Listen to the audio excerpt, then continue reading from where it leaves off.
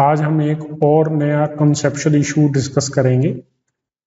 Most of the students जो हमारी जो कन्वेंशनल देसी बुक्स हैं उससे डेफिनेशंस याद करते हैं जो कि बिल्कुल ही गलत और फिजिक्स से बहुत बहुत दूर हैं। तो इन छोटे वीडियोस के अंदर मैं इस तरह के जो कंसेप्चुअल इश्यूज स्टूडेंट्स को आ रहे हैं उनको रेक्टिफाई करने की कोशिश कर रहा हूँ, राइट। तो कुछ ऐसी डेफिनेशंस हैं जो स्टूडेंट्स गलत लर्न कर लेते हैं और जो बाद में जाकर डिजास्ट्रस प्रूव होती हैं, क्योंकि अगर आपको basic building blocks of physics पता नहीं है, आपको बेसिक आइडियाज पता नहीं है, तो you will not be able to solve complex problems also, क्योंकि वो बेसिक बिल्डिंग ब्लॉक्स पे ही बेस्ड है। जैसे ये इलेक्ट्रिक लाइन्स ऑफ फोर्स का इशू है, तो बहुत सारे स्टूडेंट्स से जब इलेक्ट्रिक लाइन्स ऑफ फोर्स की डेफिनेशन पूछते हैं तो कुछ स्टूडेंट्स से कहते हैं कि electric lines of force imaginary lines है। ओके, ठीक है। और क्या है electric field lines? Electric field lines are the lines that are used to map up the field. ठीक, हम क्वालिटेटिव एक पिक्चर चाहते हैं इलेक्ट्रिक फील्ड की, यहां तक भी ठीक है। और क्या है कि suppose electric lines of force दी हुई है, ये इलेक्ट्रिक लाइन्स ऑफ फोर्स है, और इस इलेक्ट्रिक लाइन ऑफ फोर्स के ऊपर हम कोई एक पॉइंट कंसीडर कर लें और इस पॉइंट पे अगर हम कोई टेंजेंट ड्रा कर दें इसके corresponding, so that gives us the direction of electric field at that point. ये भी ठीक है, बट इसी के साथ ही स्टूडेंट्स को एक मिसकंसेप्शन दिमाग में आ जाती है, या बुक्स में भी ऐसा लिखा हुआ जो कि गलत है।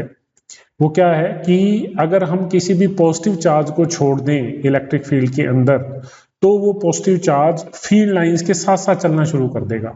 सो कई बुक्स में डेफिनेशन ऐसा लिखा हुआ है that the electric lines of force are the lines such that if a positive charge is released in the field it will follow the path of the electric field lines. ये गलत है, ये नहीं हो सकता। क्यों नहीं हो सकता? यहाँ पे देखिए, जैसे इसी सिचुएशन को अगर हम यहाँ पे देख लें, यहाँ पे ये सिचुएशन है, ये पाथ है।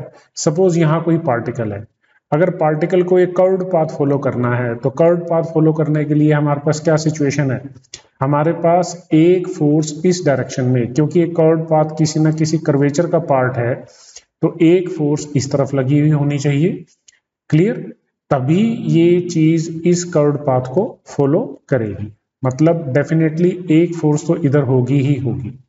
क्लियर? और इलेक्ट्रिक फील्ड अपनी फोर्स इधर भी लगा रहा होगा, तो इसका जो नेट एक्सेलेरेशन है वो वास्तव में इस तरफ बनेगा या बनना चाहिए, अगर आप इसको कर्व्ड पाथ के अलोंग चलाना चाहते हैं तो वास्तव में डेफिनेशन रॉन्ग है कि इलेक्ट्रिक लाइंस ऑफ फोर्स वो लाइंस हैं जिसके अलोंग पॉजिटिव चार्ज पार्टिकल चलता है। So this will be wrong, क्योंकि हमें इस डायरेक्शन में कंपोनेंट चाहिए जो कि यहाँ पे है ही नहीं, क्योंकि हम तो केवल इलेक्ट्रिक फील्ड की बात कर रहे हैं।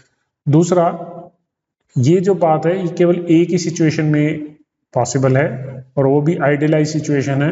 अगर हम इलेक्ट्रिक फील्ड को दिखाएं इस तरह से कि एक कांस्टेंट इलेक्ट्रिक फील्ड है जिसका मैग्नीट्यूड डायरेक्शन इस तरह से है, और इसके अंदर अगर हम किसी भी पॉजिटिव चार्ज को रिलीज कर दें then it will follow the field line. तो ये एक पर्टिकुलर केस है, तो ये डेफिनेशन नहीं बन सकता। तो इस डेफिनेशन को आप डिलीट करें कि इलेक्ट्रिक लाइन्स ऑफ फोर्स वो लाइंस हैं जिसके अलोंग पॉजिटिव चार्ज चलता है। इस डेफिनेशन को डिलीट करें। वास्तव में इलेक्ट्रिक लाइंस ऑफ फोर्स क्या है?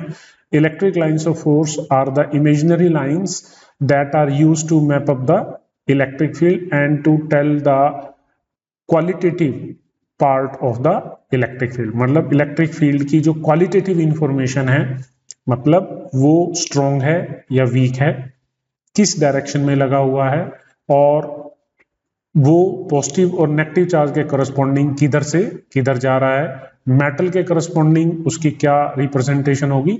तो ये सारी चीजें इलेक्ट्रिक लाइंस ऑफ फोर्स के रिप्रेजेंटेशन में यूज होंगी। तो इस डेफिनेशन को आप डिलीट कर दीजिए।